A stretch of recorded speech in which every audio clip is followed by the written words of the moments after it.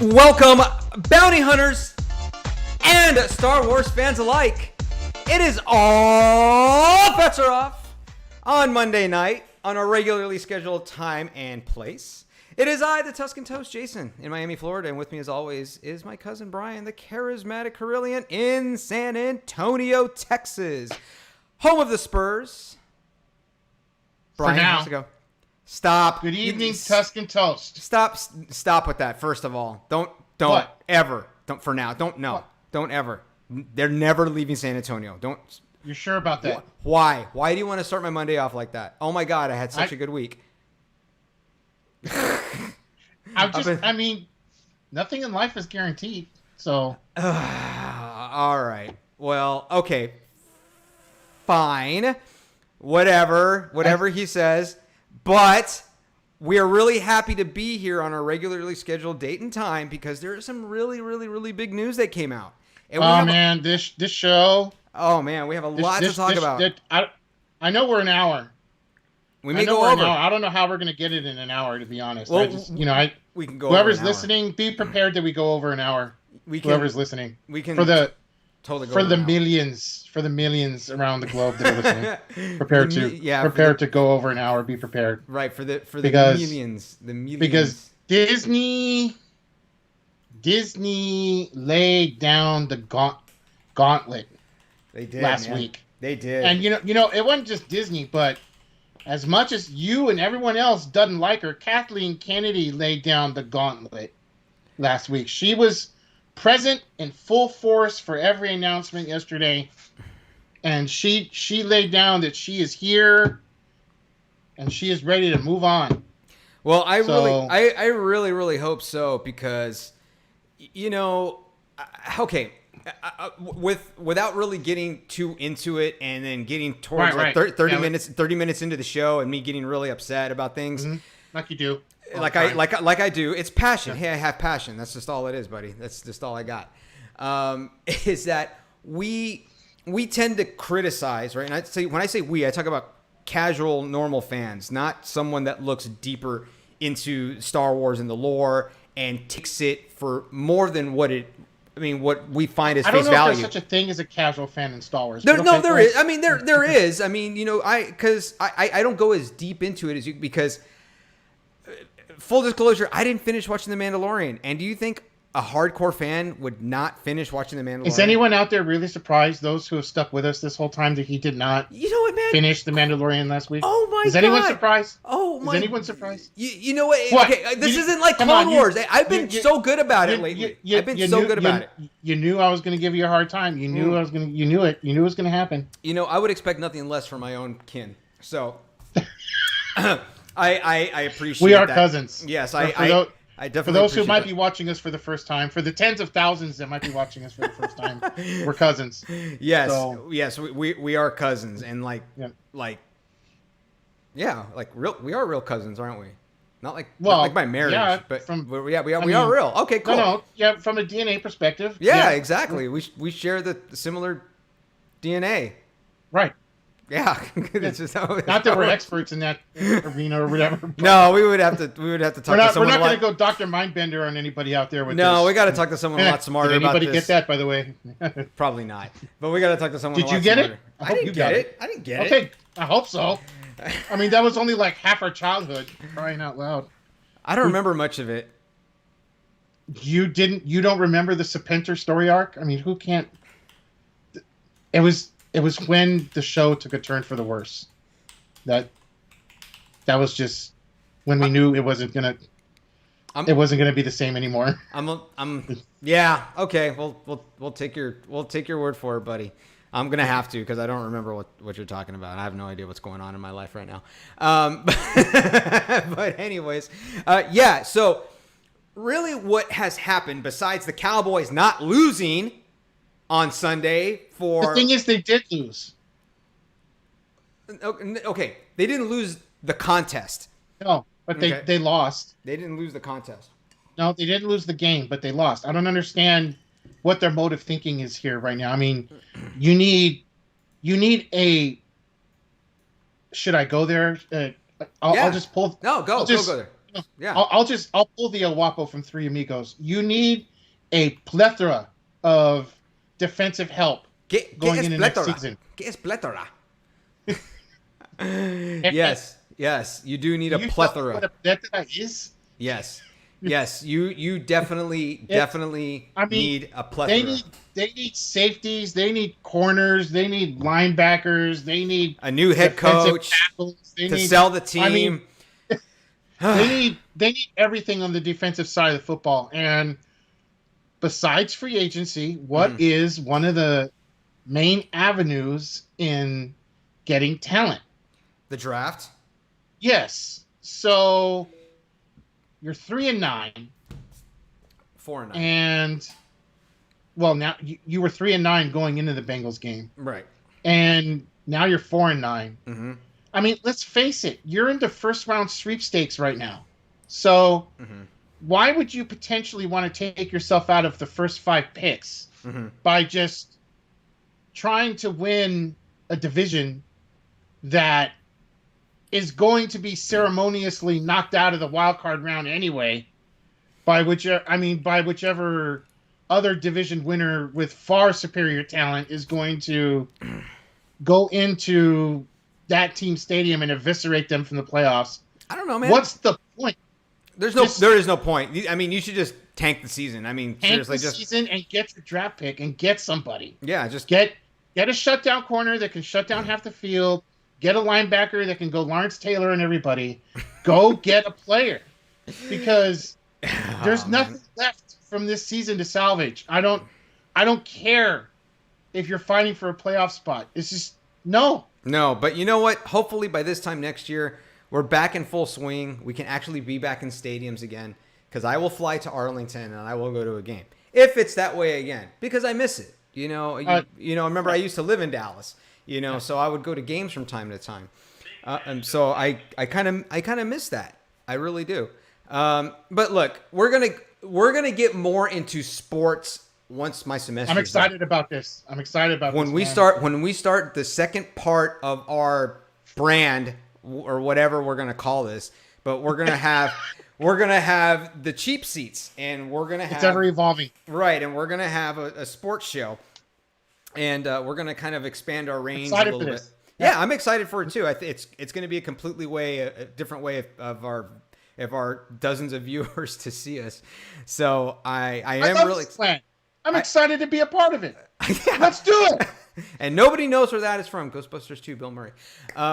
So that's where it's from anyways. But yeah, once we get into that, we'll set up a Facebook page for that too. And you're going to see 2 different sides of Brian and Jason. You're going to see this goofy, wacky, all Fetts are off, whatever we want to do side. And then we're going to go into full ESPN mode without all the drama. And we're going to talk sports strategy. Yeah. And because we talk about it all the time, Brian, people don't really know this, but people that do know us, they know that we know sports. They know that we know football. We know basketball. And we have been following this, and we're super into it. We love it. We've played it at a very amateur level, but we're into it. And people don't know that that's the second side of us here. It's like, we like sports, we like Star Wars, we like nerd stuff, but we're huge sports fans too. So that's going to be a different way. We're on the Bo Knows campaign, man. We're all about Bo Knows. Bo knows everything. Bo knows Xbox. Right. Bo knows PS5. Bo knows Star Wars. Bo knows Cowboys. So we'll talk more about that later. But I do want to say hello to Brianna and her team at Bass Customs, our new sponsor. Yes. And we have our sponsor, and we have our new sponsor. Brian, go ahead and give a shout out to them. Just want to give a shout out to Farrah Rose Designs with Renee and Rose. Welcome aboard to being a part of All Fetts Are Off. We appreciate it. Yep. Okay. So great. That's out of the way. So let's just really get into this right now. Before we start talking Mandalorian, because I haven't finished seeing it, I'm going to let you lead the way, of course, and spoil it, which is fine because I deserve it. All right. So give me the 30 lashes that I deserve. I would really want to talk about these really big announcements that Disney has put out about the shows that they're going to post on, or they're going to have on Disney Plus. I think that's probably well. I don't know who you are I think or where you came from. But from now on, you do as I tell you. Okay? the princess has arrived. Princess has arrived. I think we'll round. I think that's how we'll round out the show with going into Disney Plus stuff because it's going to be a lot of content. So we'll round that out. We'll get into chapter 15, which you didn't watch right now. Oh, okay. And all right. Whatever you want to do, buddy. Whatever you want to do. Man. We'll get into that. Okay. And just kind of wing it. All right. Let's do it. So chapter 15, which this is where my co-host watched only half of it or a quarter of it. My contribution to slacking here is that I forgot the title. But so the exciting thing about chapter 15 is we saw the return of Mayfeld, and Mayfeld was Bill Burr. Yep. And Mayfeld was in the episodes that Din Djarin got together with those bounty hunters, and they were going to take the prison, and then they all screwed him over, and he eventually teamed up with some New Republic X-Wing pilots and kind of turned the tables on them at the end. So he's returned from that particular story, and Din Djarin needs his help because he's going to track down Gideon in the Star Destroyer, and Mayfeld has a particular skill sets from his time in the Empire that Din Djarin wants to make use of. So he goes and he gets Cara Dune, who's now a marshal in the New Republic, and she's gone legitimate. Has she gotten bigger? I mean, because I saw that. I mean, she just looks like boom. Like I mean, like she's been hitting it hard. You know, I'm not sure about her, but I think Fett definitely got bigger. Oh, Boba Fett, yeah, definitely got the dad bod going on. Yep, definitely got the dad. For all you ladies out there that like the dad bod, yeah, man, Boba Fett, he's all yours. Yep. Oh yeah, total dad bod. Incidentally, Fett's armor gets a cleanup in this episode. Yeah, I know. I didn't like that. I saw that and I was. You know, I've been on the. You very well know that I've been on the Filoni Favreau mistake train lately. And you think that's one of them? Because if you think that's one of them, I totally agree. No. What? I like the fact that the armor got cleaned up. We'll start with that. Right. I like that. But where the screw up lies is the dent in the helmet. It's gone. No, it's there still. No, it's not. I didn't see it. Yes, it is. It was there. But okay. Going into the dent more, so when Din Djarin encountered Fett in chapter 14, I want to say, was it 14? As early as 13. Well, we saw him as early as the first episode of this season. We saw him. Right. But I'm talking about when Din Djarin encountered him. I think. It was last episode. It was last episode. It was 14. Okay. Yeah. So he encountered him at 14, and when he did, when they were talking about when Fett was proving to him that his armor was passed down from Jango, his clone father, it was discussed that Fett's armor is indeed Beskar. Okay. Because Din Djarin tells him Beskar stays within Mandalorians. Right. All right. So I have seen Din Djarin's Beskar, and it repels laser blasts just fine. Okay. And this thing. So Boba Fett's helmet was dented by a laser blast from Cad Bane when Fett was a teenager. Oh, you know what? But here's okay. So you're talking about the mistake train. Okay, this is okay. Why is it Fett's Beskar sucks, and Din Djarin's Beskar is awesome? I mean, isn't Beskar?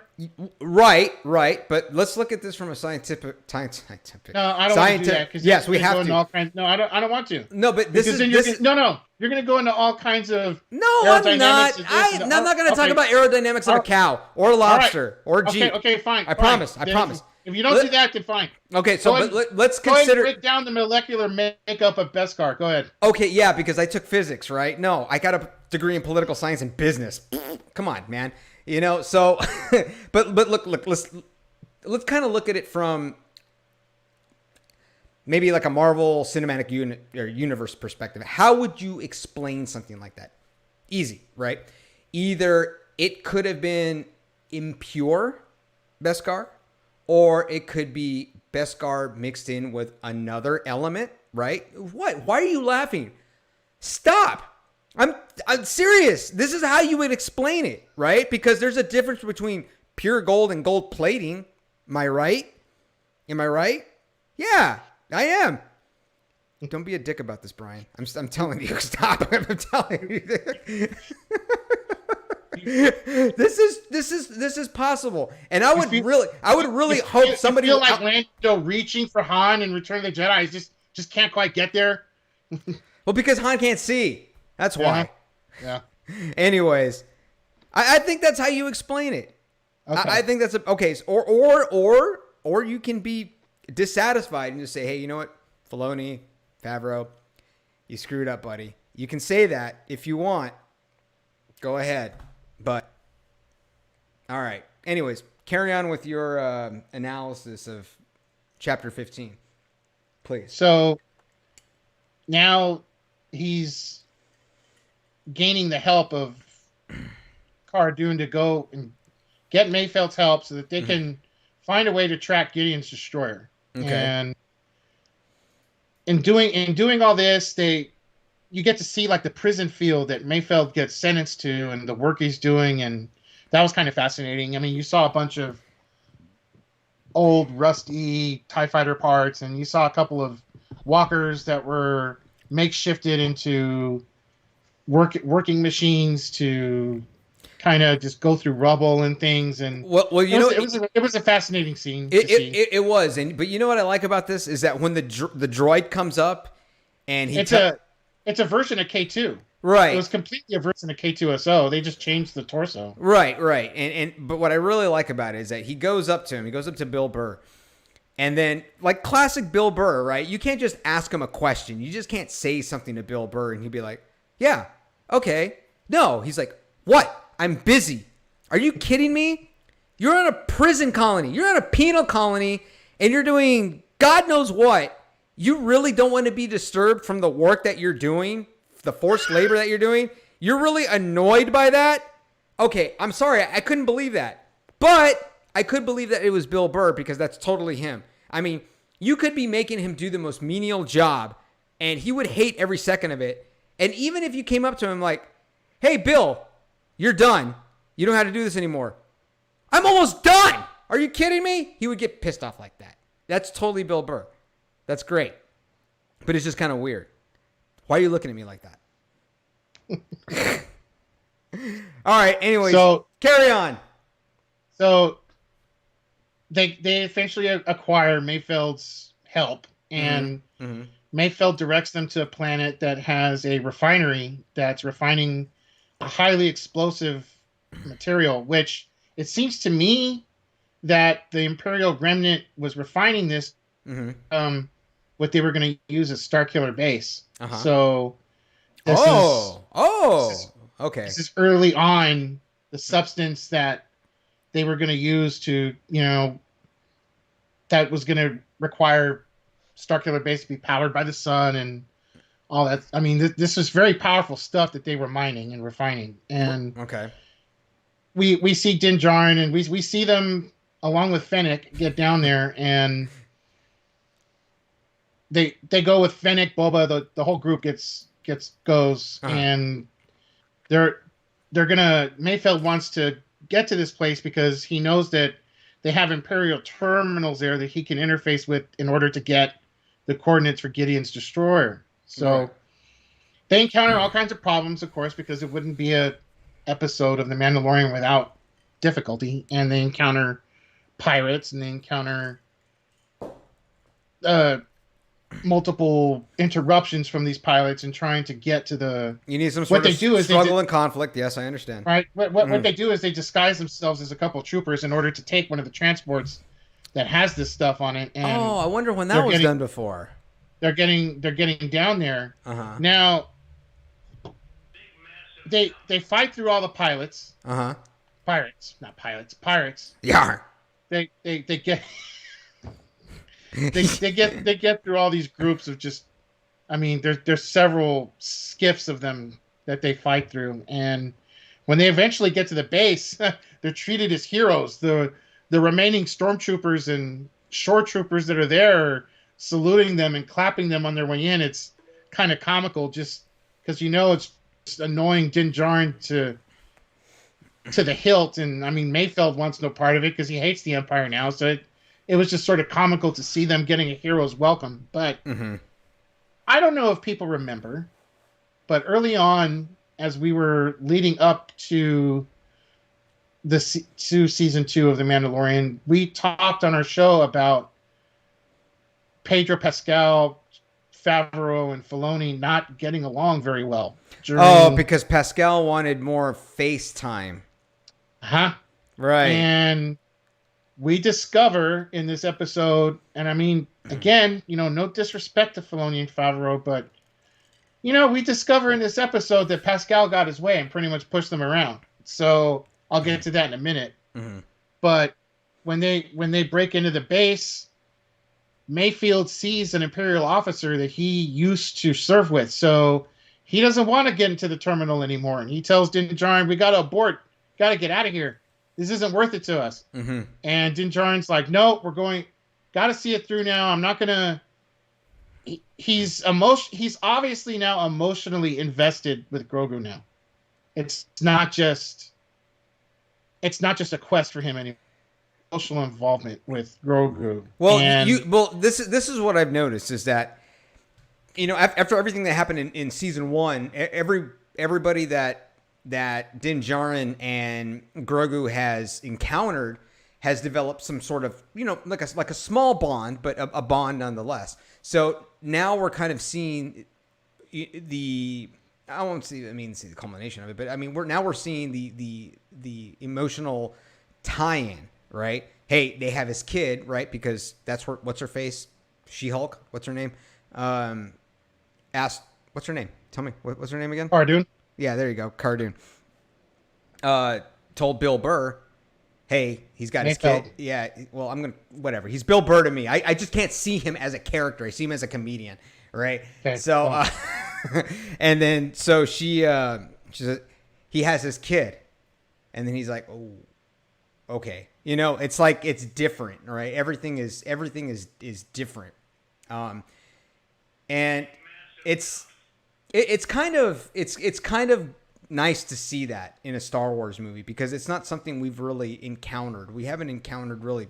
I mean, we've encountered father and son, right? Obviously with Vader and Skywalker, and then, but they were already growing up, and this was like a different type of conflict. But now we're seeing kind of like the father and young child dynamic, and he's trying to save his son. So this is like a mission to save his son now. So now everybody's getting emotionally invested in this, not just the characters, but the viewership as well. I mean, this is like, hashtag save baby Yoda, that's, the big thing on Twitter right now, or hashtag save Grogu. I don't remember what it is, but I mean, the internet is just having a blast with this.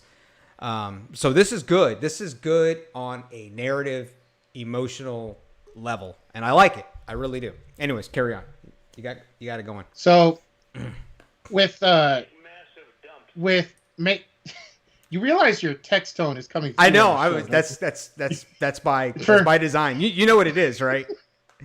You do know what it is, right? I know what it is. When I heard that, I knew that I had to make that my ringtone. I knew. There is just no way that you can make this stuff up, man. This is a soundbite that will go down in history. I don't doubt it. And every time I hear it, I believe in more of America than I ever have. I really, really do. But anyways, so go on. Yeah, Mayfeld lets him know. Hey, I used to serve with this guy. I don't want to. We got to get out of here. And Din Djarin's like, hell no. I'm not going to miss an opportunity where I can potentially recover what he calls the kid. But Grogu.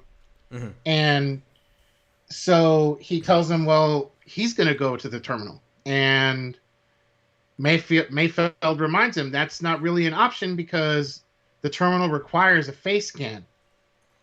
so you can't take your helmet off. So, which he's wearing an Imperial helmet, so he's already taken his helmet off to put on a different one. But Mayfeld's well aware of the Mandalorian code that he can't show his face.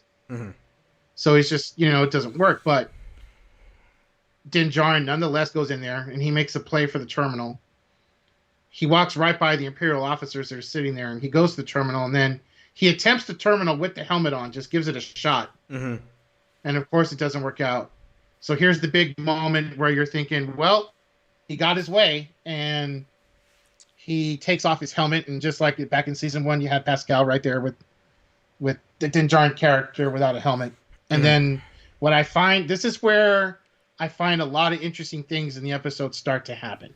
Okay. So when the terminal performs the face scan, it recognizes Din Djarin, which I find interesting because now I want to know, did he have dealings with the Empire before? I'm sure he did. Come on, man. But was he employed by the Empire before? I mean, it's probably. It seems to stand to reason that he might have been. So I mean, Boba Fett was. Well, that's interesting with Boba Fett. Is it? Because before they crash into before they formulate the plan as to how they're going to storm the base, Din Djarin looks at the team and he's like, "Well, what about Fett?" And then Fett turns to him and says, "You might recognize my face," which I thought the line was hysterical because he's like, "No, they kind of know who I am." Yeah, man. Hey, you know what? I was going to ask you about this, and I totally forgot. When they went back and they redid or they remastered the original trilogy for the Blu-ray box set, yes. Did they replace the voice of Boba Fett with? Yes, they did. It's just Morrison's voice now. Okay. I was just wondering about that. Okay, cool. That's cool. I gotta tell you, I understand that had to happen. But I gotta tell you, But dude, isn't that amazing, Brian? Like, this is really the only universe that you will see that goes back and does stuff like that when they start re-releasing or they have it for movies or anything like continuity. That. Exactly. I mean, who does that nowadays? Nobody. Star Wars is the only franchise that does that. When we get into the announcements from Disney Plus, we're going to come into a debate on that a decision they're making as far as continuity that I'm trying to figure out how on the forest moon of Endor they're going to pull this off. But we'll get into that once we finish up the recap here. Yep. Okay. So, Din Djarin shows his face, the terminal gets in, he starts to get the information, but then the Imperial officer looks that way and he's just like, I haven't seen this guy. And walks up to him and starts questioning him. It starts to get hairy for Din Djarin because the officer asked him for his TK number, and then Mayfeld goes and saves his ass and comes up with some TK numbers just to call out and kind of bails him out. And then the officer starts to put together, says, "Oh, hey, you're the guys that went in and were able to deliver the one shipment of the Reverberium or Rivarium, I think is what he called it." The hell is that, man? It's that explosive that it's like it's a substance I hadn't heard before. It's called C4. Boom! Boom! Yeah, okay. Yeah, C4 in this universe. So, hey, this is the same universe that we're in right now. It's just in a long time ago in a galaxy far, far away. You of all people should know that, Brian. Fine. And when he recognized him, he's like, "Hey, let's have a drink." And then this is where stuff really gets cool. So they sit down to have a drink. And then right now, Fennec, like, where the hell are they? He's supposed to have tried to break out already. Because they're gonna be snipers to help them get their escape. So while they're having the drink, Mayfeld just goes off the rails. It's awesome. Like, they're having a calm conversation, and then Mayfeld looks at the guy and says, I kind of remember. What about Operation Cinder? So Operation Cinder comes up. That was awesome. And I just got goosebumps when he mentioned Operation Cinder. But then the Imperial officer... What in the hell are you talking about? We've talked about Operation Cinder here before, so I'm not going to recap it. Oh, okay. Carry on, So please. this tells me that you're not paying attention even when we're on the show. But anyway, Wait a minute, who are you? So- I'm kidding. I'm sorry. Continue with the recap. He's having his Finding Dory moments, everybody. So he mentions a particular battle at Operation Cinder, and then the officer's like, "You were there for that?" Huh? I had to make some really poor decisions, or not poor decisions, but I had to make some tragic decisions. Was kind of how he alluded to it, and Mayfeld gets pissed because he's like, "Yeah, you know, I was in that regiment. I think we lost about 10,000 that day. When you consider the casualties from civilians and us," and he's just, and the Imperial officer's like, "Well, I mean, it was for the Empire," and you know, Mayfeld's like, "Yep, sure was," and just gets sick of everything and blows them away Hold there on. at the table. Hold on, Brian, real quick. Our winner of the tumbler, right? Yes. Just said thank you. They just said thank you for the tumbler. Very glad to get it to you. It was awesome. Who was our winner again? I'm sorry. I forgot. Our winner was Chris Talimontes. Ah, there we go. Oh yes, he's always commenting on our Facebook page. Yes, absolutely. Congratulations, Chris. Thank you so much for being a viewer of the show. Glad you love the tumbler. Brianna, thank you so much over there at Bad Customs for creating that for us. That thing is fantastic, and I'm just glad that I had pictures of it before we sent it out. So yeah. Anyways, just had to go ahead and interject there for a second. Brian, please carry on. So, I mean, then Mayfeld just gets sick and just blows him away right there at the table, which leaves Din Djarin mortified. He's like, great, now we're never going to get out of here. And they pretty much bust loose out of there and everything. And when the show gets to its conclusion, you get an awesome scene with Gideon on his destroyer. And one of his officers tells him, you need to see this communication that we're getting. And it's a hologram communication of Din Djarin. And he's letting him know that Gideon has something that he wants. And he lets him know that nothing means more to him than Grogu. And that he's coming. And he just totally lays the gauntlet on Gideon. And it's flipping awesome. He does what now? Lays the gauntlet on Gideon. And it's flipping awesome. Okay, I'll go back. I'll have to go watch it. Now, I've alluded before in a previous show how I felt Filoni and Favreau pretty much gave a warning shot to all the fans with destroying the Razor Crest. I see where you're going with this. Go ahead. They've issued their second warning shot now. So they were fielding some questions, and someone asked them about the show, and it kind of was, interjected that it was like the Baby Yoda show. And we're very quick to remind that person that, and they're quoted, it's not the Baby Yoda show, it's called The Mandalorian. And that the main character of the focus is Din Djarin, not Grogu. And you texted me that, and remember what my response was, right? So, well, it was a 4-letter word, and it was very inappropriate. Well, I believe that our previous episode was called Filoni's Back is Hurting. So you've been saying for a while now that these guys are carrying the whole franchise. So, I mean... But don't kill my love for Space Pikachu up there. Don't take him out of the show. My sister won't watch it anymore. She doesn't care about anything else. She wants to see Space Pikachu. It's like I told you. They destroyed the Razor Crest. They're sending a message. Maybe it's not Grogu, but we're definitely looking at the heavy possibility of a character that we got attached to is not going to be there in season 3. I really think it's heading that way. Maybe there's no season 3. We don't know. Maybe there isn't. Maybe there doesn't have to be. There's a lot of other shows that are coming out that we still got to talk about. There's a lot of other things they could do that I mean, in all likelihood, yes, there's probably going to be a season 3 in all likelihood. Are you sure about that? Are you sure about that? Sure about that? Really? It's too much of a cash cow for them right now. Yeah, I'm pretty sure. Just, the fact that Grogu 3 that's a definite, that keeps it a page turner. I mean, it, you know, if Grogu ends up doing something, sacrificial to save the group, I mean, that's going to be a total tearjerker. You know what, man? I totally admire your dedication to calling him Grogu. You have not It's the name of the character. Hold on. It's the character's name. I know you've never referred to him as the colloquial term of Baby Yoda. I admire your dedication. I do. I really do. Just like I admire your collection behind you and Belvedere to the left of you.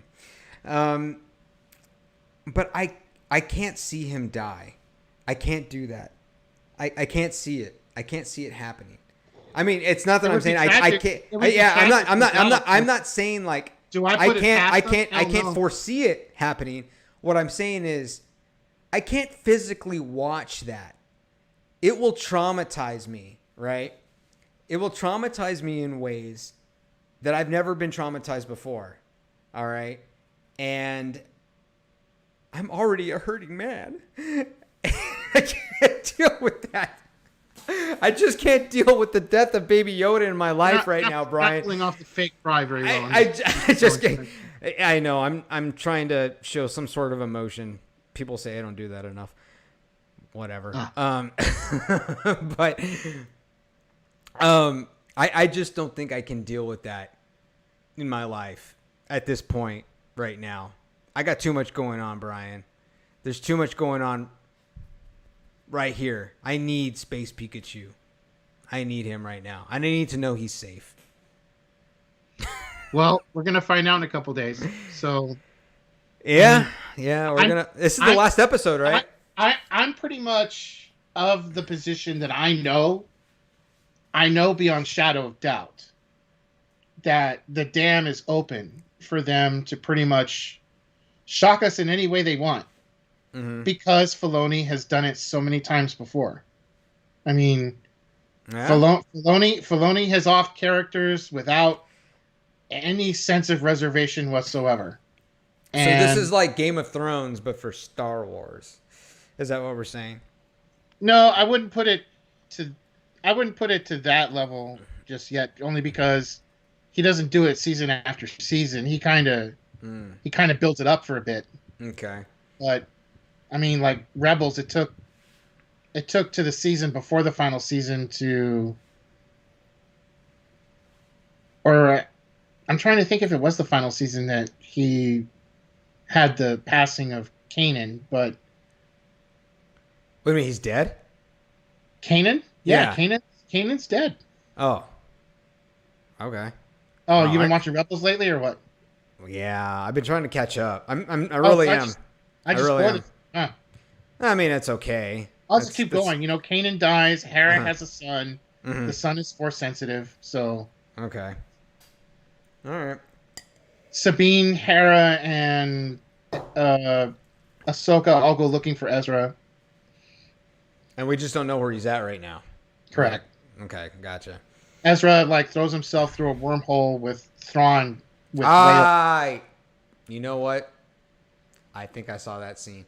You have to understand, a lot of the catching up that I do is clips on YouTube. Yeah, in pieces and clips on YouTube, man. I mean, that's just kind of how I roll, I guess.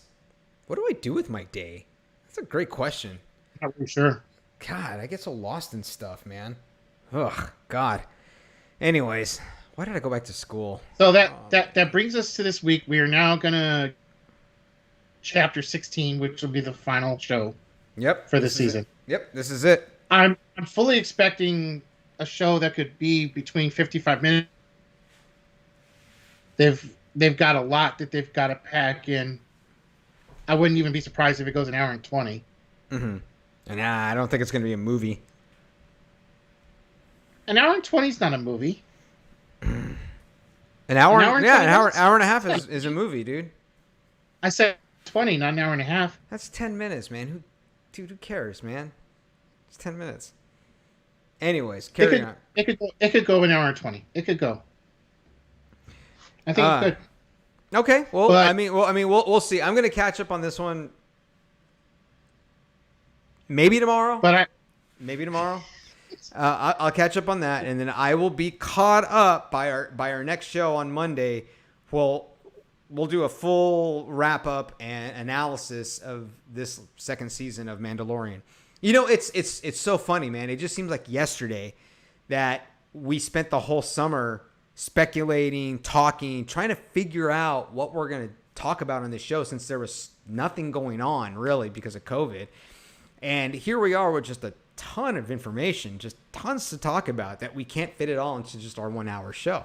No, it's impossible. Yeah, it really is impossible. It's like it's Christmas. Oh yes, you know. So, so next Monday will be good. But I mean, still today we have a lot more to talk about. We're not done. I mean, this was a big episode.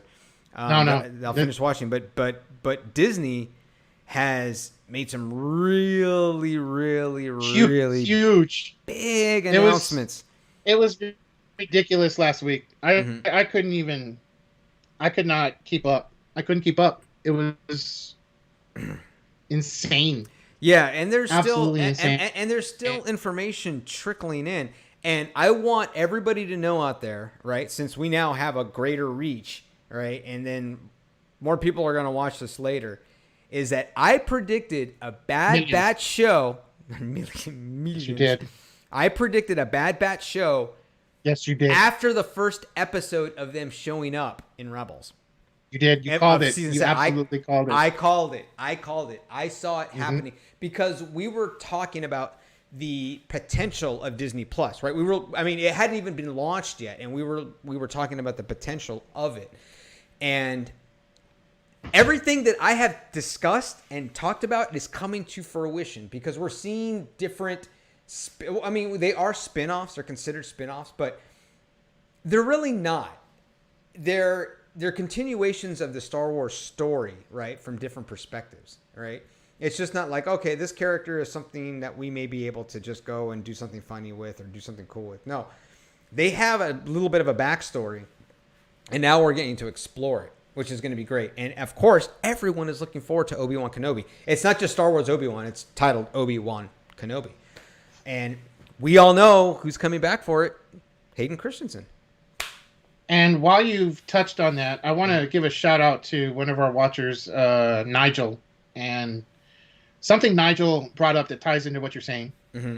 I forget what his user handle is, but one of the things that Nigel discussed, and I told him I would get it on here for him eventually, which I'm finally getting to it. Sorry, Nigel, but as The Mandalorian introduced Ahsoka onto the show in season 2, not only does bringing Ahsoka bring in all the folks who are seeing it for the first time and are going to fall in love with Ahsoka now, which I still think should be Ashley Eckstein, but I'll leave them alone. Not only do you have all those folks who are seeing her and experiencing Ahsoka Tano on screen for the first time, but you're going to get everybody who had fallen in love with Ahsoka before back in Clone Wars and Rebels. And now you're going to bring all those people together. So while you've got her main fan base that's always been there, and now you're going to have a whole group that are just going to be excited about her now, and they're going to want to go back and check all that stuff out that her main fan base knows about. And it's awesome that you have this platform that you can do this. But to Kenobi, yes, Hayden Christensen is coming back, and this is the source of the debate that I was going to get into. Not only Hayden Christensen coming back, but he's not coming back to reprise Anakin. He's coming back to reprise Darth Vader in a show that's set 10 years after Episode 3, which was part of their announcement. Not only is the show set 10 years after Episode 3, but it was announced by the show's director that Vader and Obi-Wan will have an encounter again since Mustafar. So this opens up a whole can of worms for me. Just a ton. Yeah, it does. And I believe it or not, I actually know what you're talking about. I hope so. Yeah, and the reason the show's called All Fets Are Off. You know, Oh, so. God, give me a break. Okay, God, I'm paying attention finally. Jesus. Okay, finally. And the reason why this is great is because what we're going to probably see throughout this series and maybe some other series is that the struggle between Obi-Wan Kenobi and Darth Vader it has never alluded to this before, is that Mustafar was their only encounter, is that we may see constant, one of two encounters. Right, so we may see constant conflict between Obi-Wan and Vader leading up to episode 4. That doesn't work for me, though. Okay, but we may. I know it No, doesn't. well, I don't know how many, but we're definitely going to see one more. They've committed to that, which still doesn't work for me. But Well, okay. Let me redefine what I mean by conflict, right? So I don't mean like physical combat, right? So that's what they committed to. That could be the culmination of like this conflict, right? It's like you are struggling, you're playing this game of cat and mouse, and then finally the cat and the mouse meet, right? So this is where maybe the Obi-Wan series goes. Of course, you're going to see other adventures, I'm sure, but that may be where it goes. Is that it's a game of cat and mouse. He's trying to find Kenobi. He's trying to find Vader. He's trying to keep him from doing things, whatever. And then they finally do meet. And that is the end of the Kenobi series. It could be that way. It really could. Look, there's two things that just don't work here, though. They just don't. Mm-hmm. So the first thing that doesn't work is Hayden Christensen. Why not? And, okay, so if he's going to come back as Darth Vader, they're going to have either one or two things happen. And they're going to have James Earl Jones do the voiceover, which that would be preferable for all of us. Of course. If they don't do that, they're going to have to get someone that sounds awfully close. Either way, you're not going to get Hayden Christensen's voice or his face because he's under the helmet. So why bring him in? Just like the Mandalorian. So why bring him in? They got to hurry. Yes, they do. But why bring him in if he's going to be in the suit? Unless they start doing a lot of flashbacks. That's really the only other way you can go is flashbacks, or they're going to have some sequences where he's not going to have the helmet on. True. Which those can't be very long because he can't be without the helmet and live. True. I guess. Anyway, that's the first thing. That's my first beef. Okay, what's your second beef? Second beef. There is canonized lines that work against him facing Obi-Wan Kenobi before the Death Star. Okay. What is it? So when he faces Kenobi on the Death Star, he tells him, "We meet again at last. When I last left you, I was but the learner. Now I am the master." Meaning that when he last saw him, he was his Padawan. Okay. All right. Okay, I see your point. Well, not really a Padawan.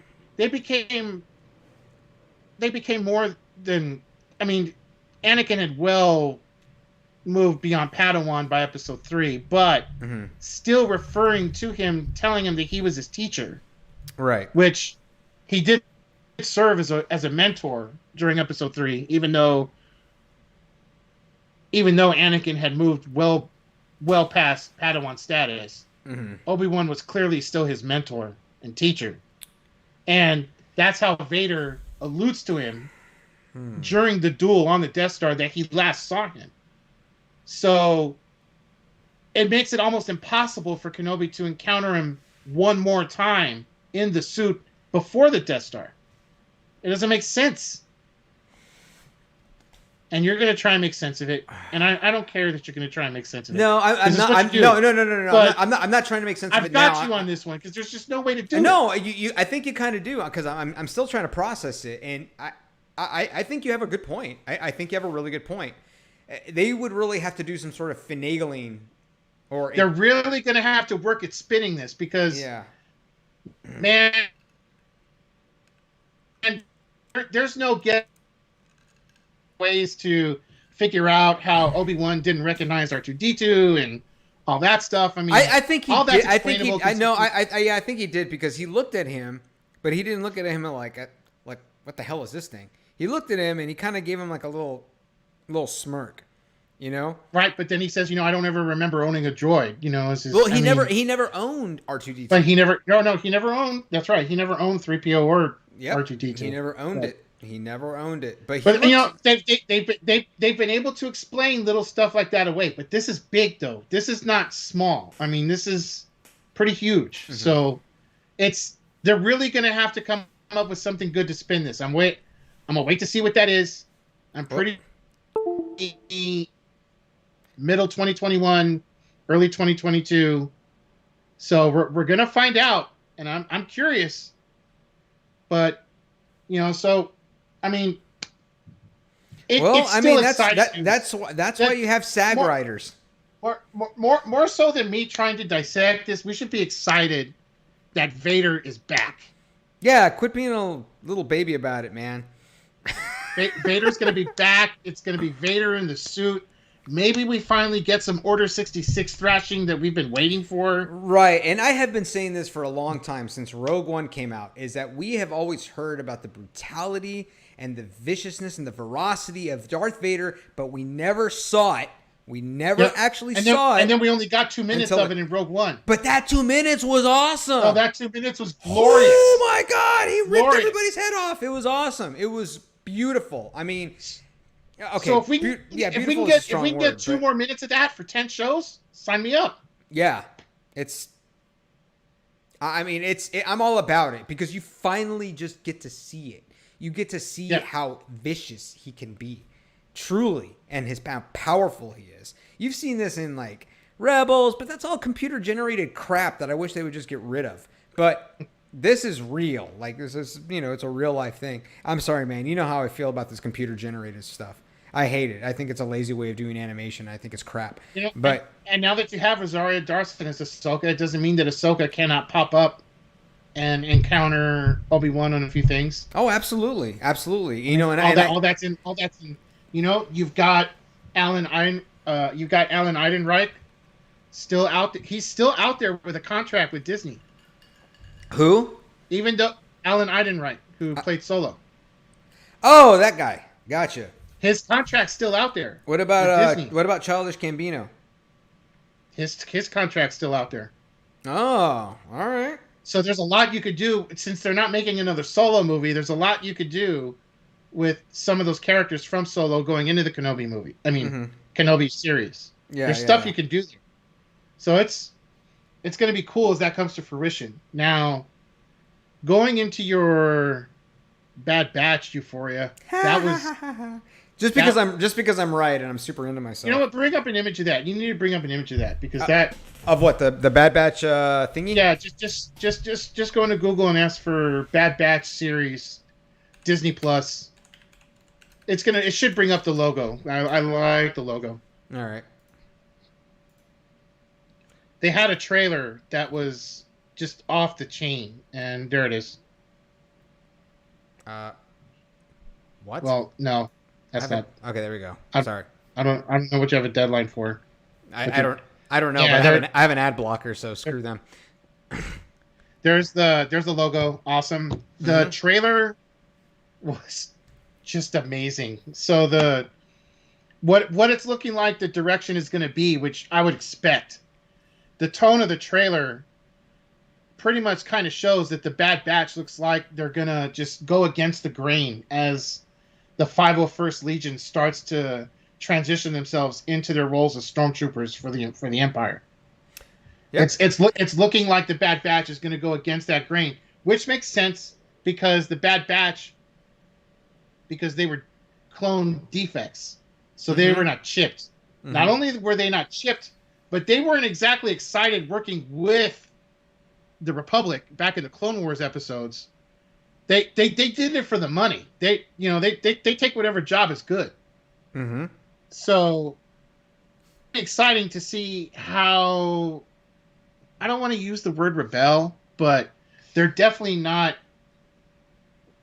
It doesn't look like they're definitely going to be any friend of the Empire. Now, just where it gets interesting in the trailer, just as I'm thinking, it looks like they're really going to take the Empire on. You get the surprise of the trailer, which they're bringing Tarkin back from Rebels. and Tarkin goes on there and he's passing one of the Bad Batch by while walking down a ramp, and he says, "My, that was impressive," and it just kind of cuts off from there. But that was their big show stunner for the trailer. Yeah, this is going to be an animated just, series. Yes, it's going to be animated. It will. I'm not going to watch it. I'm not going to watch it. Probably not. That's ridiculous. How could you not watch this? It's animated, dude. I mean, it's going to be computer animated. I hate that crap, dude. I'm sorry, man. I don't. I just don't like it. I think it's so. You felt the final season of Clone Wars sucked? No, the final episode was fine. The final season. It's just so. I didn't say episode. Yeah, I know, but it's hard for me to watch, man. The very robotic movements, right? It's just it's hard. Are you man. kidding me? Yeah, man. It's just it's hard. Between Ahsoka and Darth Maul, those were robotic movements. No, because it was them. It was really them. It was really Ray Park, man. You can't say that. Yes, it was really Ray Park. They did a full motion capture of him, bro. You can't say robotic movements when they're just moving. It's. Dude, I'm telling you, man. It is. It really, really, really is. And I just can't stand it, man. If you did like an anime style, like what they did with the Clone Wars movie, dude, I'm totally into that. Or not, I'm sorry, the small series that they did, was it after episode 2, between episode 2 and 3? Yeah, man, I am all about that. But you do this computer animated crap that you just see whenever you come home from school, work, you're unbelievable, whatever. Man.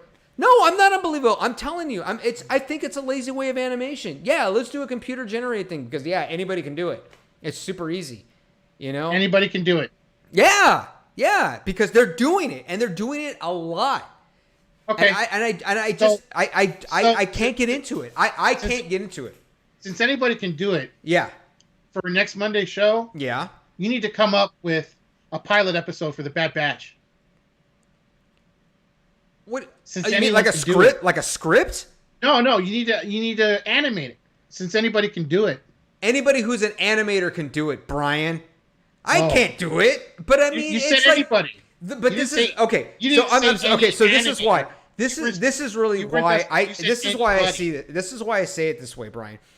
Because I've seen some really, really, really good animation. Right? I've seen Studio Ghibli. I have seen everything that Dragon Ball Z has put out. I've seen Initial D. I have seen. I mean, even though that was a comic book at first. And then I've seen the Gundam series. I've seen fantastic, beautiful animation, right?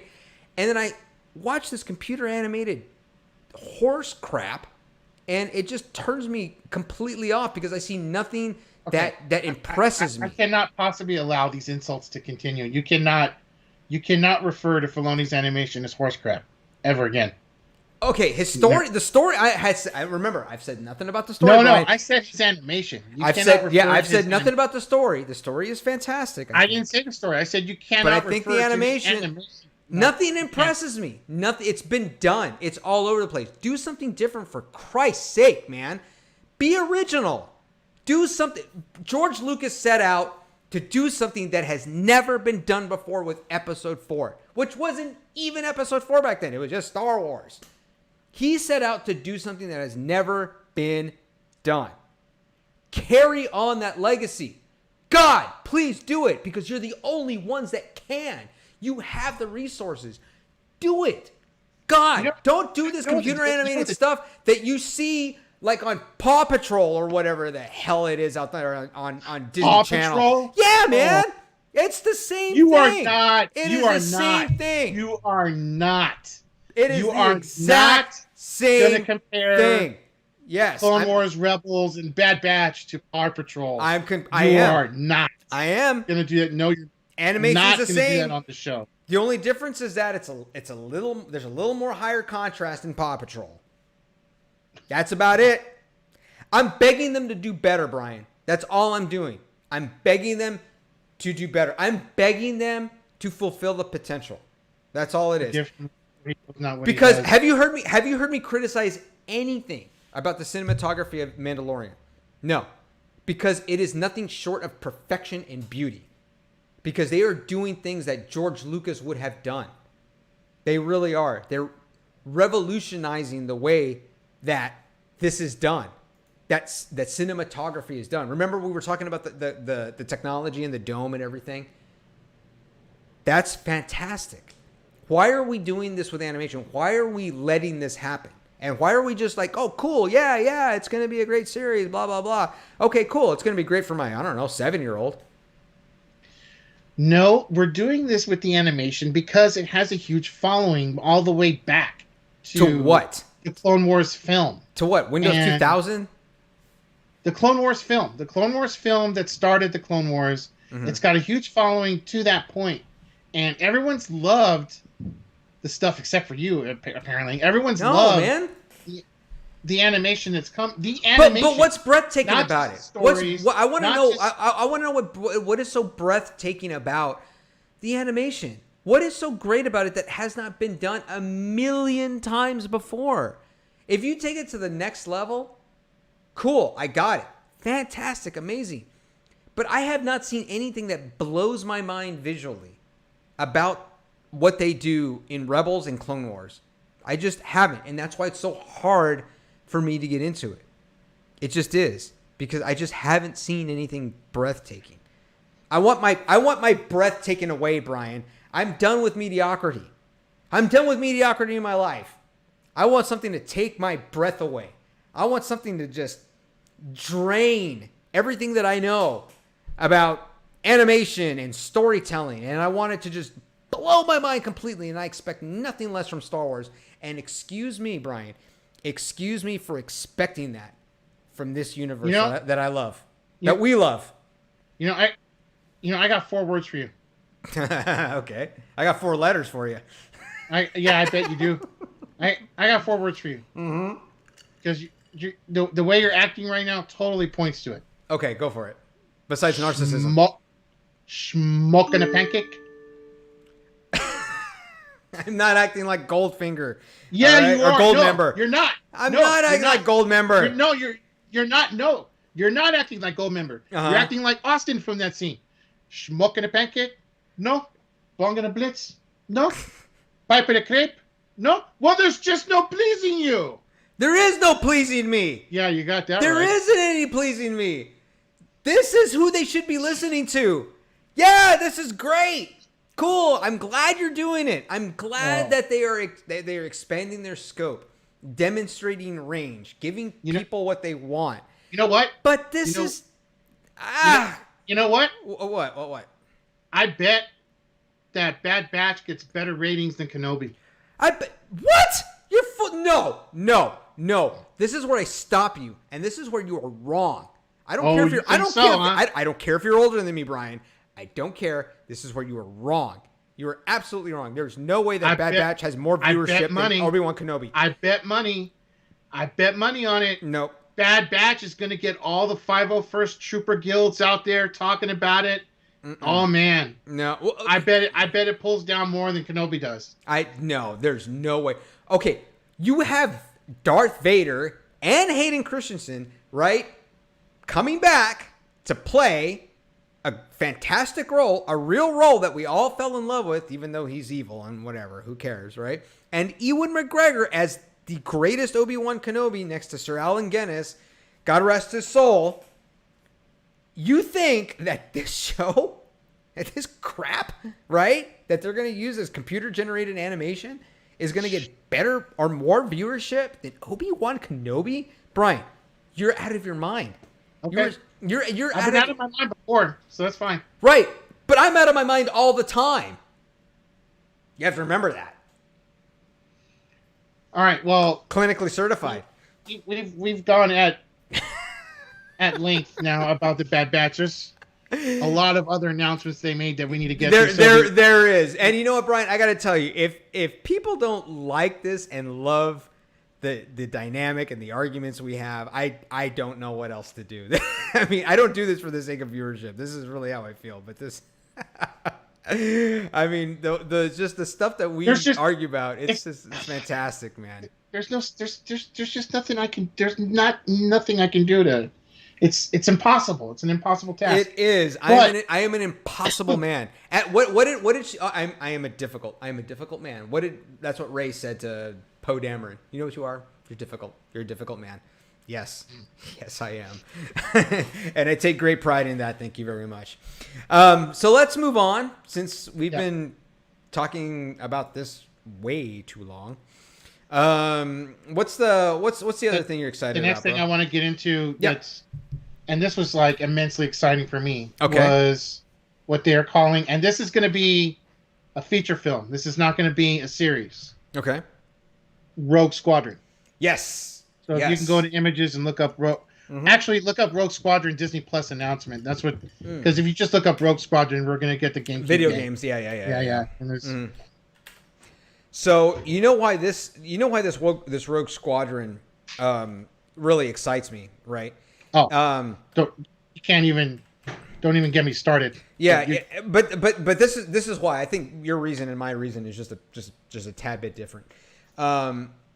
Is because I know that George Lucas, right, as a filmmaker, right, he inherently loves the dogfight. The dogfighting, right? He loves dogfighting. He loves the dogfighting.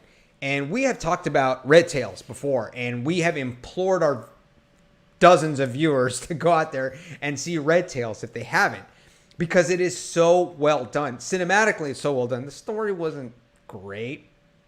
Okay. But it was more for the visuals, right? It really was more for the visuals of the Tuskegee Airmen and how they combated the German jet fighters that they had, right?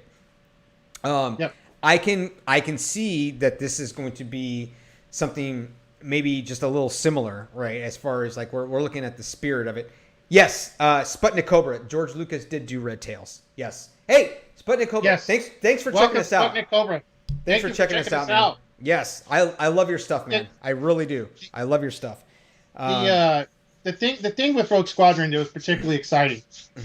Well, first, finding out that this is going to be the film that they're going to give Patty Jenkins from Wonder Woman and Wonder Woman 84. Yep. Like that. I mean, let's be realistic.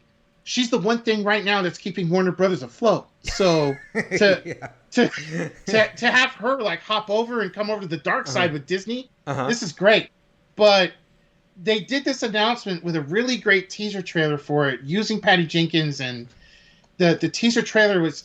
By the way, guys, we would love to play you this stuff, but we're gonna get copyright hit. Again, myself and the Tuscan Toast right now, we are a fledgling podcast, and we don't have those limitless resources where we can do like a blanket copyright. And apparently, previews and trailers, which are meant to advertise for everyone, are apparently copywritten. So yeah, man, and the only lawyer that the only lawyer that I have at my disposal is a divorce lawyer. Giuliani. No.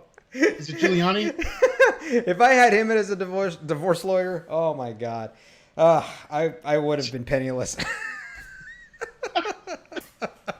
But I will describe the trailer to you while we have the image up on the screen. Yeah, let's talk about it. She's actually going into a very interesting story about her father and how he served in the Air Force, and he was in combat, and he very courageously gave his life for our country. And she was talking about that being one of her inspirations to get into film, and how she always wanted to do a fighter pilot movie. And she's talking about how she waited for the right script to come along and waited and waited. And she tells everybody, finally, I found it. And this is how she puts it. She finally found a movie that she could do that had something not only that she liked, but that everybody likes. Yeah. And after she says that, she throws on a Rogue Squadron X-Wing fighter pilot helmet. She throws on the orange jumpsuit, and she walks towards an X-Wing, and you can hear the turbines turning, and it's electric. Forget it. And then it brings up that logo, and I cannot wait for this. I think one of the biggest things that we love from the Yavin battle was just all the what's going on? I think we're dropping some frames. Let's Hold on a second. Okay. I'm gonna get this out. I have gigabit internet, so I really don't know why I'm dropping some frames. Let's just go over to main view and let's get. I'm gonna get out of this right now. Okay. Okay, go ahead. Go ahead. So one of the biggest things that we loved from the Death Star Yavin battle was all the action between the TIE fighters and the X-wings. And then what was one of the main reasons that everybody loved Rogue One was the X-wings were back. It's one of the reasons we love Force Awakens. We got to see like souped up like X-wings 30 years later what they look like. But one of the real reasons we loved Rogue Squadron was we got those classic X-wings back from the Yavin battle, taking on TIEs, and it was just, man. Yeah, and this is going to be. I know that we're going to get that again, but in a wider range. I mean, we're probably going to get X-wing action all over the place. This is. Well, I mean that's what it's going to be all about, and we got teased with it a little bit in Episode 3 at the very beginning, the Battle of Coruscant. They showed a little bit, and I think George Lucas did fantastic, really, with this. You know, I mean, I'm critical of a lot of things, but I think he did a great job with this, and you kind of see the opening crawl and everything like that, and then you see the little Jedi fighters going around and everything like that, and then they go over one of the Imperial Star Destroyers, and then you see the massive battle. It was incredible to see on screen. It really was, because you just see him kind of going around, and you're just kind of used to it. You see him in a bunch of different movies, Top Gun and all this other crap, whatever. But then they go over, and then you just see this is just huge, incredible space battle going on. And you can totally see more of that. I mean, this was a definite tease of what we're going to probably see in Rogue Squadron. We're probably going to see something a little bit better. I think this is... But not only are we going to get all that back, but I'm starting to wonder, like, what kind of characters are we going to see? I mean, we're talking about, are we going to get younger versions of Gold Leader, Red Leader, Wedge Antilles? Yeah. Hey, I mean, Sputnik Cobra gave us a little bit of advice about our stream. Yeah, absolutely. I'll hit you up on Discord later. Thanks so much. I mean, yes, it's just us two. We don't really know. We don't know a whole lot about what we're doing. Yeah, we don't know a whole lot about what we're doing. Yeah. So, yeah, any suggestions we can take from anybody would be great. But I will definitely hit you up on Discord later under Only the Toast. Thanks, man. Appreciate it. Go ahead, Brian. Sorry. Go ahead. I'm just wondering, what kind of characters are we going to get? I mean, younger Gold Leader, younger Red Leader, younger Reg Antilles. I mean, a young, big Starklighter. I mean, this is just potential for. I don't have enough to say about it. Well, let's consider this. Let's consider this for a second. So the series, The Right Stuff. Have you seen any of that yet? I've seen very little, but. You mean about the Mercury? You're not talking about the film, right? You're talking about the Disney Plus series. The one series. from National Geographic. Exactly. Yes. Yeah. Yes. I haven't seen it yet. Yeah. Definitely check it out if you get a chance. It's really good, and you know how I am about NASA and the space program, and me and my dad were all about that. I've taken a lot of trips over to NASA, and I've just been so into the space program and what we have done as a country to go to the moon, basically with a calculator and a bucket of nails. It's just incredible. But this series is really good because you see what I'm hoping that we will see in the Star Wars universe is how pilots, right, and how pilots are, their dynamic, their personalities, the training they go through. Yeah. And I would really with this. Because I've talked about this, right? I've talked about this several times. It's like, well, okay, what happens in Star Wars at a militaristic level, right?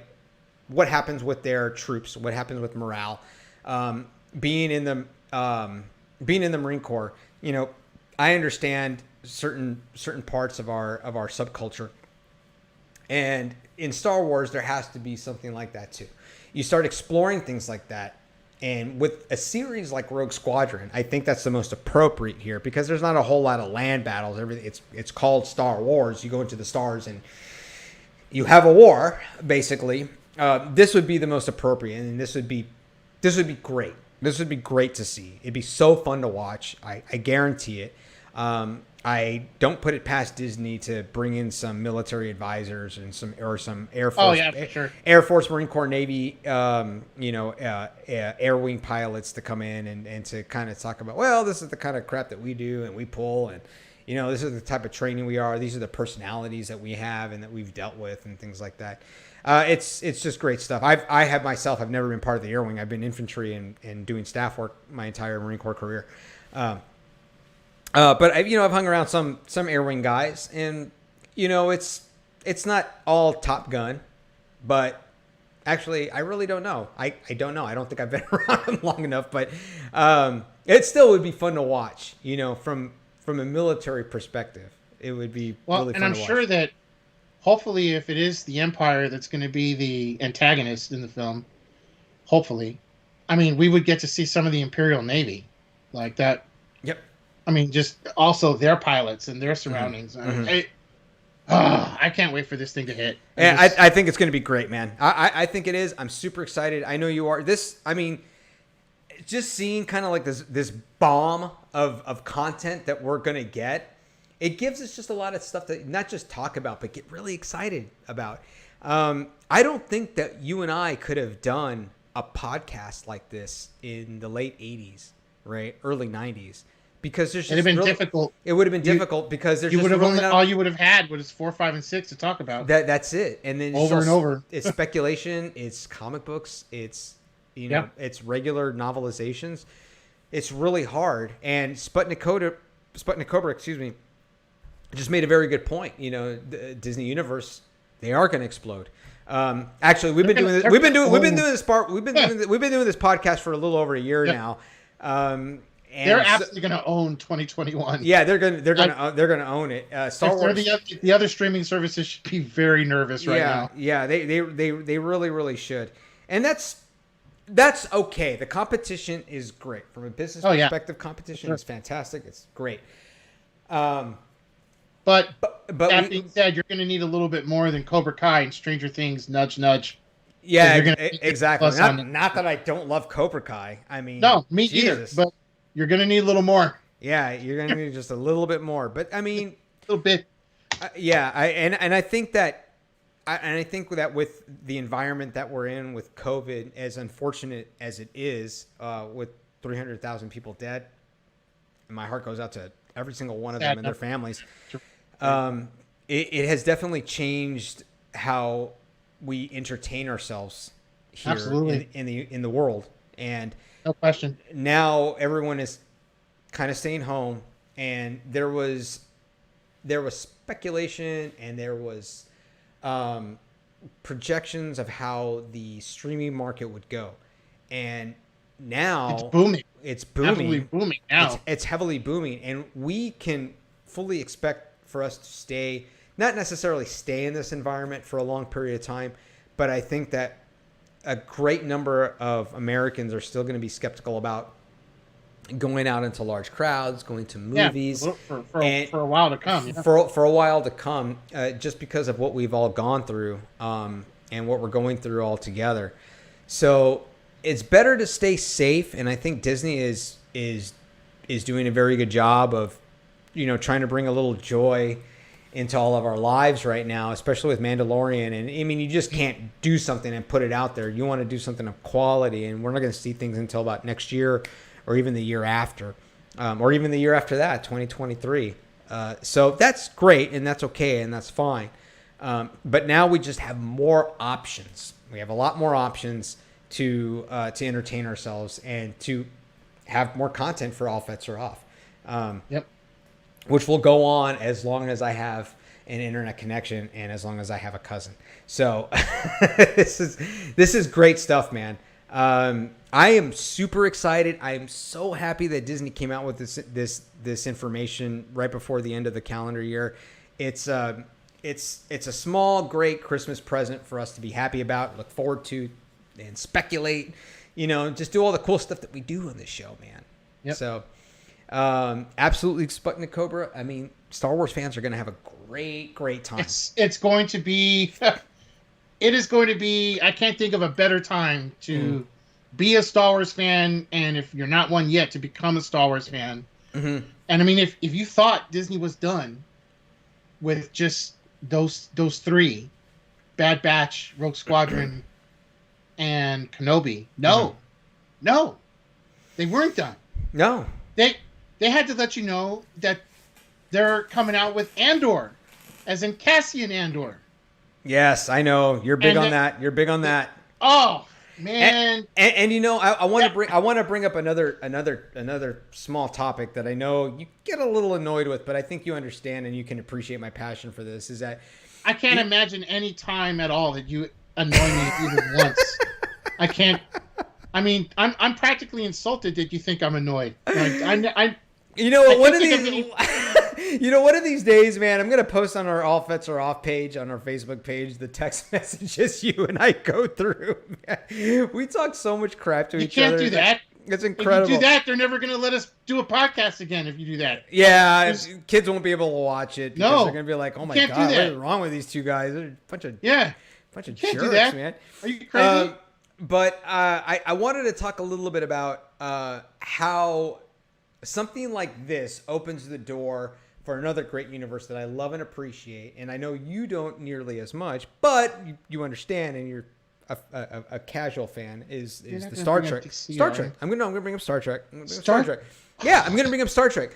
The reason I'm gonna bring up Star Trek. All Fets Are Off. Look at the title. Exactly, and guess what? We don't get paid by anybody. So I'm paying for this. This is costing me $50 a month to do. I can say whatever I want, which is awesome. Okay.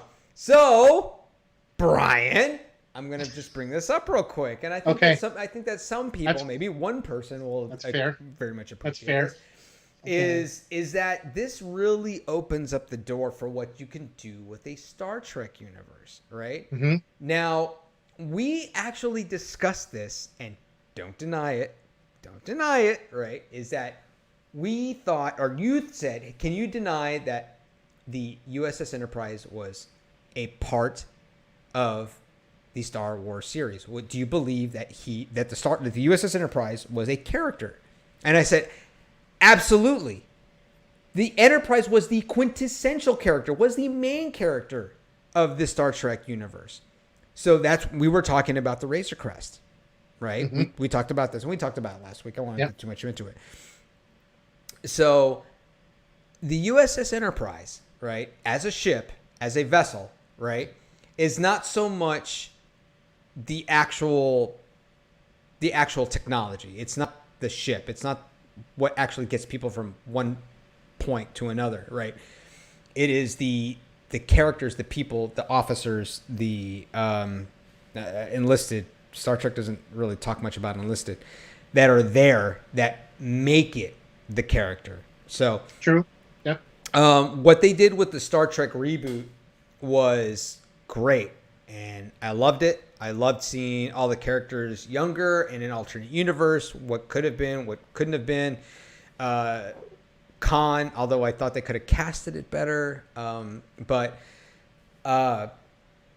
imagine what you can do, right, with a similar platform and the Star Trek universe and how they did Picard with CBS All Access, right? Because everyone loves the character of Jean-Luc Picard.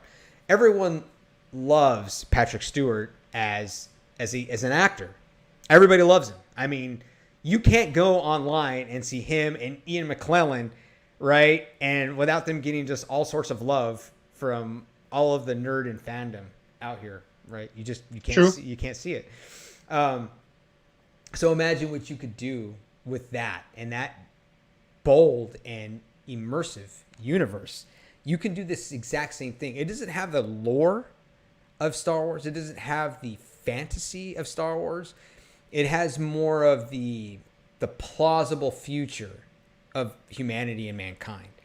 And that's why I kind of like both of these. Like Star Wars, I like Star Trek because I can kind of get immersed into the fantasy of Star Trek and of the Force and of lightsabers and all these cool things. But also my logical and cold and calculated mind can definitely get into Star Trek as well, because I'm like, wow, this could actually happen. So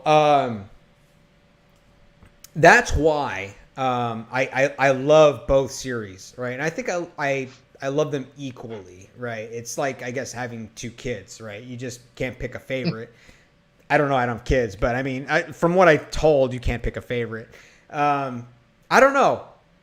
You know what? I know my mom watches this from time to time. Mom, who's your favorite? If she tells you, Brian, you gotta tell me. You gotta tell me. You gotta tell me. It's me or is it Jennifer? Who's the favorite? I know it's me, but I mean, it's okay. Love you, sis.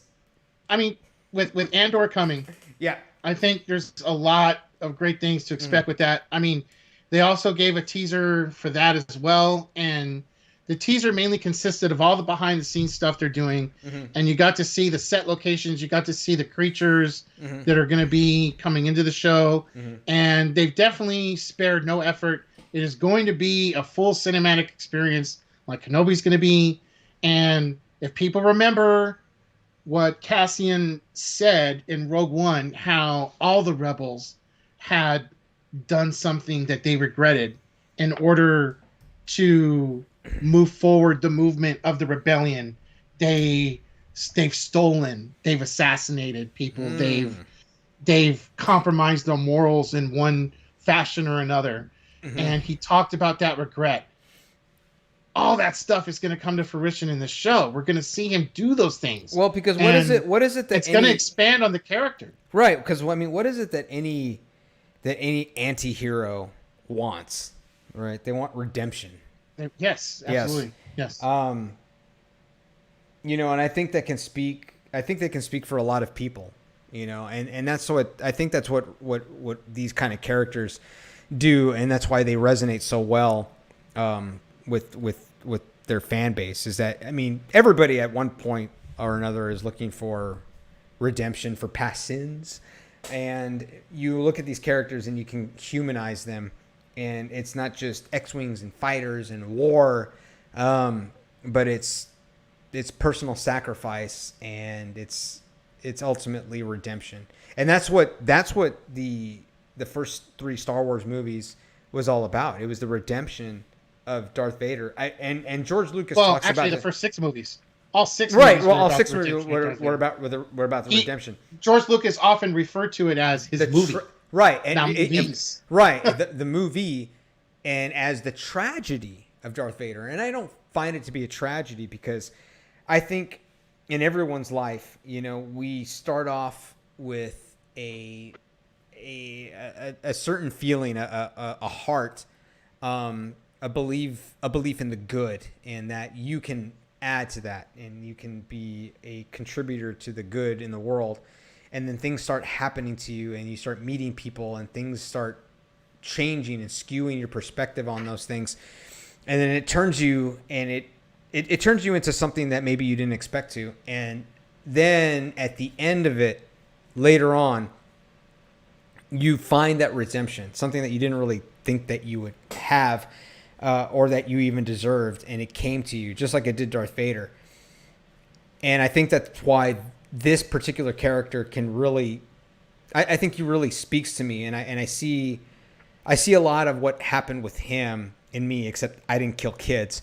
You know, I haven't killed any kids like he did, but I think ultimately we all feel that way at some point in our life, and that's why Darth Vader is such an incredible and amazing character. Even though he's ultimately evil, there is that conflict of good and bad, and that's something that didn't really happen in the 70s. You would have like just an evil character. And then even going into the 80s, what would you have? You have Cobra Commander, and then you have Skeletor, you know, and then they're just always bad, you know. There's just not sure if it was exactly like that, but whatever. I'll take it for now. Whatever. There's just no redemption for them. I'm not even sure it was exactly like that. You know what, Brian? Not right now. I mean, I think it was more like this. My power is beyond your understanding, He-Man. Oh, that's right. My powers are beyond. I can't even do it right now. Forgive me. I'm dehydrated. So, you know, with all these new series coming out, and with the exploration of all of these characters, and what really, really happened between the conflict of the Empire and the Rebellion. We're going to see some very interesting, humanizing stories. I, for one, can't wait. Well, you know what? We're 30 minutes over now, right? I told you we were going to go over today. But, oh, my God. I mean, it didn't stop with Andor. I mean, we're getting Ahsoka. Mm-hmm. We're getting something called the New Republic Rangers. Mm-hmm. That's not... We're getting something called Star Wars Visions. We were trying to be Skeletor. We're getting what they're calling the Droids trilogy. Yeah. So trilogy on droids. I mean wow. But it's gonna be annoying. There's all that with of course Ahsoka leading the way. But are you able to bring up one more image, because the image is key on this one? Oh, sure. What you want? Okay, you're a Taika Waititi guy, right? Hey, you know I love that guy. You know I am such a big fan. So you heard that he was getting a film. We now have an idea of what he's going to be getting. They did not give a title on it, but they showed an image in the background, and the image is a huge clue. So what am I looking up? Go to Google Taika Waititi film Disney Plus announcement. See if anything comes up with that. Okay, let's see. All right. So this was from May. This is recent, right? That's May's too old. November? You know what? Just I'll be able to help you narrow it down. Just Honor the Jedi on it, and then we'll go from there. All right. May. Oh, 4 days ago. Oh, here we go.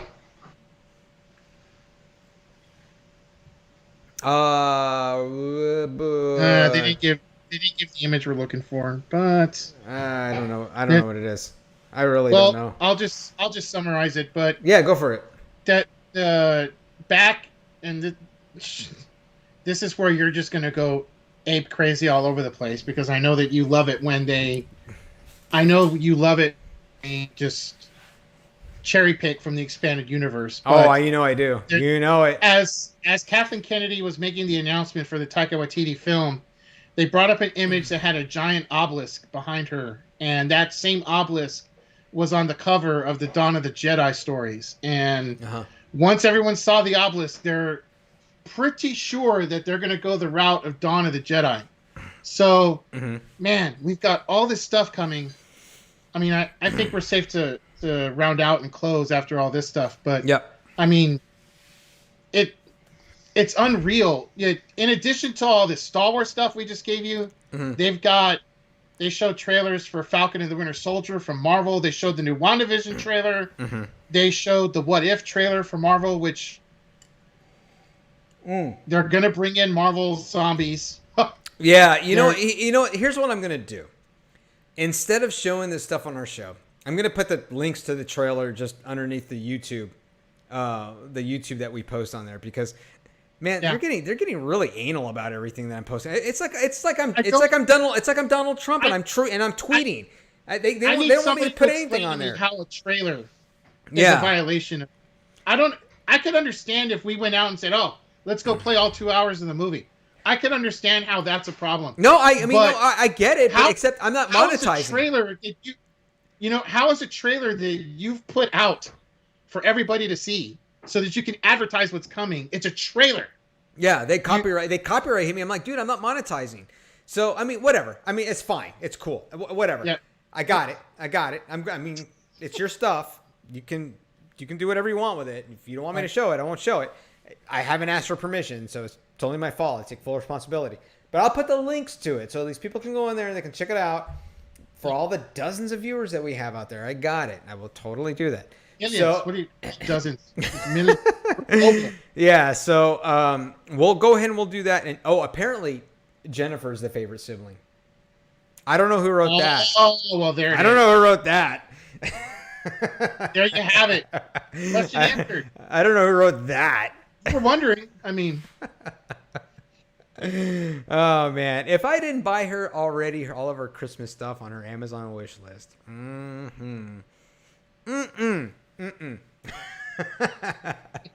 So anyways, yeah, so we've been on for, oh wow, we went an hour and a half. We went an hour and a half. 95 minutes. Yeah, so hold on. You know what? Real quick, Brian, let me look at the calendar here. So we have another show on the 21st. That's going to be the show right before Christmas, okay? And then we're going to have one on the 28th, which is the day right before my 40th birthday. Yeah. Whoa. This sexy guy right here, he's going to be 40. Oh, yeah.